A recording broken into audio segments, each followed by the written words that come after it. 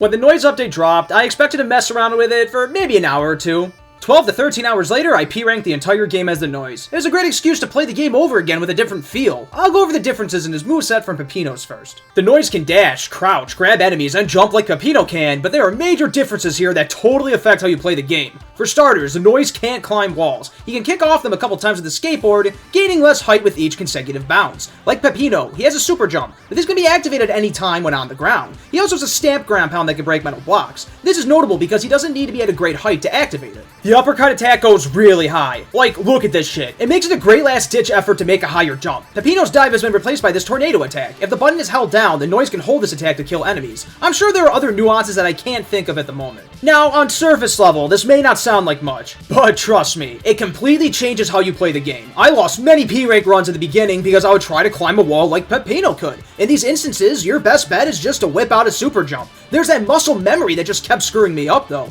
You could try to do a skateboard wall jump a few times, along with an uppercut, but it might not be enough to make some of these sections. It's not just the basic moves, though. A lot of the transformations have changes to them, too. For example, with the Night transformation, the Noise can double jump. In War and Don't Make a Sound, he is given a minigun that shoots differently. With the Rocket power-up, he can bounce off of walls. In the Refrigerator level, he can break ice blocks immediately upon entering the level. Brick and Gustavo, they simply aren't playable in Gnome Forest and Pig City. These differences add up, and it makes the levels feel completely different. Boss fights are a decent bit different, too. The Noise will use bombs to attack his enemies. On top of that, new clothes were added to not waste bombs and make sure every single one hits the boss or a different enemy. Also, the third boss was replaced for obvious reasons. This was a nice way of changing up the boss battles. When the player beats the game as the Noise, they can go back to the top of the tower and notice some smoke down below. If they drop down, they will find Peppino's house, and they will unlock swap mode. This will let the player switch between both characters. You can do this in single player, but you can also do this in multiplayer. That is seriously so goddamn awesome. Did I mention that this update is free, by the way? The only caveat here is that you need to beat the main game as Peppino to play as the Noise.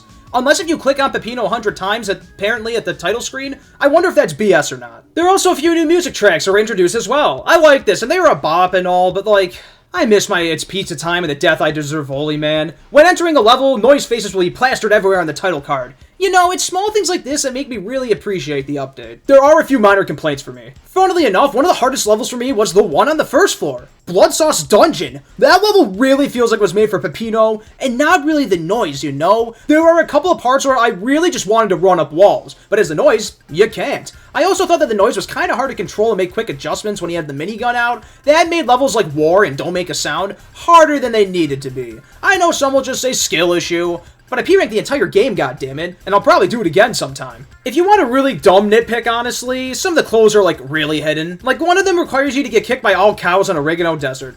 Who the hell would think to do that normally? I guess that's some of the magic, but a neat idea would have been stashing these conditions in bonus rooms around the hub world or something. It would add to the magic of it, inspire the player to explore the hub world a bit better. I don't know, just my 2 cents. And like, to be fair, the main game did this as well. Some of those clothes are stupid. I'll leave it there for now. I haven't technically done everything in it yet, as I didn't get all the clothes for the Noise. I'm working on it, but I wanted to get a nice and short video out about this update. It's free and it deserves to be played. It's such a nice spin on a game that was already nearly flawless. If you love Pizza Tower and dropped it for a bit, I would really encourage you to go and try this out. It changes how you play the game so much. It's honestly nuts. I plan on doing a longer video about Pizza Tower in its entirety eventually, but for now, that'll do. That'll do. I also killed Snotty on my first playthrough. I am such a fucking monster.